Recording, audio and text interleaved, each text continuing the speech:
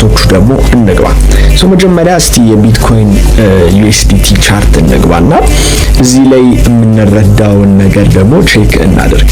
መጀመሪያ እዚህ ጋር ከላይ የምታዩት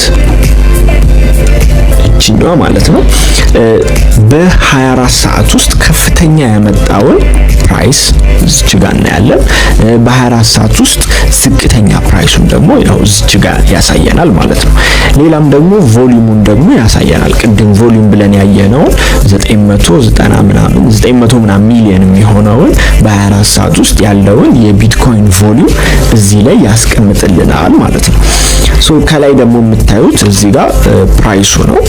ኦኬ እዚህ ጋር ባይናንስ ቢትኮይን ፕራይሱ ይሄን ያለው በአሁን ሰዓት ላይ 41580 ምናምን የሚሆን ዶላር ያወጣል ማለት ነው አንድ ቢትኮይን ባይናንስ ላይ።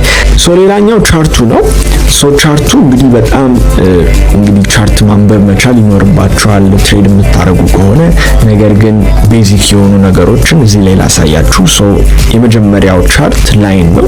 ላይን ብዙ ሰው ለመረዳት ቀላል ነው፣ ብዙ የለመድ ነው ይሄንን ስለሆነ። ስለዚህ ያው ከፍ ሲል ከፍ ይላል፣ ዝቅ ሲል ደግሞ ያው ዝቅ ይላል። ላይን ቻርት ማለት ይሄ ነው፣ በጣም ቀላል ነው። ወደ ካንድል ስቲክ ስንመጣ ግን ካንድል ስቲክ ኢንፎርሜሽኑ ከሌላችሁ እዛ ላይ ቪዲዮዎች አሉ፣ እሱን ማየት ትችላላችሁ። ወደፊትም የካንድል ስቲክ ቪዲዮዎች እሰራላችኋለሁ ማለት ነው።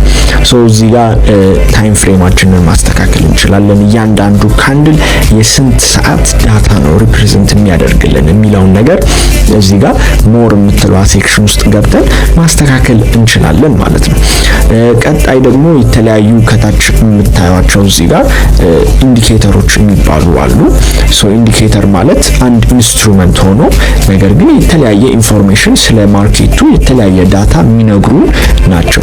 እነዚህ ቤዚክ የሆኑትን እዚህ ላይ ባይናንስ ላይ ያስቀምጥልንና ልክ እንደ ሙቪንግ አቨሬጅ፣ እንደ ቮሊዩም፣ RSI የምንላቸው እነዚህ በጣም ዲፕ የሆነ ኮንሰፕት ናቸው። ስለዚህ እነሱን በሌላም ቪዲዮዎች ዲስከስ እናደርጋቸዋለን። ግን ይሄ ግን ያው እንዳያደናግራችሁ እንደዛ ማለት ነው።